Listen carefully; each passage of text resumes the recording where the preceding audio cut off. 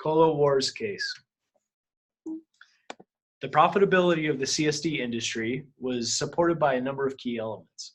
Americans drank more soda than any other beverage, and customers had few choices in the CSD market when they initially took off. This led to pricing insensitivity, which guaranteed huge margins initially. Each firm aggressively pursued market share, and Coke's strategy of franchising bottlers made it so that they could expand outside of their normal territories.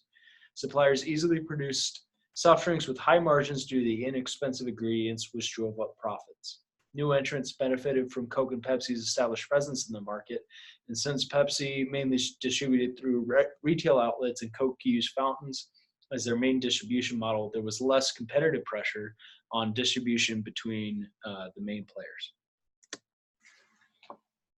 In comparing the concentrate business to the bottling business, we found that the concentrate suppliers have an advantage because they require fewer inputs, while bottlers have added costs and complexity because of their additional packaging and ingredient components and their investment in capital-intensive production lines.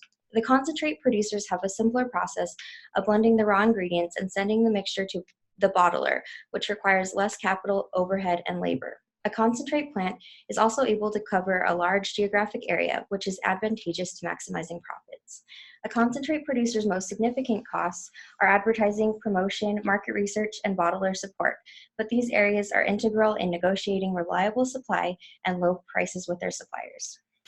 Profitability is also affected by concentrates and bottlers. Concentrate is mainly distributed through fast food chains. Bottlers also took charge of buying, installing, and servicing vending machines. Concentrate producers have lower costs and therefore have turned a greater profit. Coke was the first company in the carbonated soft drink industry. Being the first gave them a significant advantage and made them the industry standard for new products arriving in the market. Pepsi's introduction to the industry forced Coke to make strategic changes if they wanted to remain the industry leader. The high level of competition led to both companies investing heavily in advertising, promotion, manufacturing, and the acquiring of other companies. In 2009, Coke and Pepsi claimed a combined 72% of the US CSD market sales volume among national concentrate producers. Due to economy of scale, Coke and Pepsi were able to help drive down the price of commodities from suppliers. With such a significant share of the market, they had tremendous leverage in bargaining. For example, in the 1960s and 70s, both companies took control of their own can manufacturing.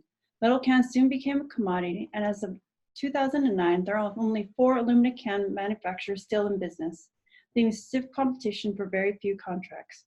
Coke and Pepsi have helped the industry gain an advantage in pricing and help increase their profits. Despite flattening demand for carbonated soft drinks, Coke and Pepsi can sustain their profits by expanding into other markets, especially healthier options such as oatmeal juice and bottled water. However, they should still maintain their brand identity. Trying to reformulate classic Coke in the past ended in disaster. They should also invest in marketing to create strong cultural and emotional associations. The pricing competition drives down profit. Coke and Pepsi should each establish a strong positioning and cater to different market segments and continue to invest in research and development to create new products. Even though bottling turns a lower profit than concentrate, we believe that continuing to distribute through vending channels caters to an important market segment and should not be ignored. In summary, the carbonated soft drink industry's strategic positioning is centered around the aggressive pursuit of industry market share. The long-term strategic objective of each of the main carbonated soft drink firms, namely Coca-Cola and PepsiCo, is not just pursuing market share, but achieving a majority of the market share.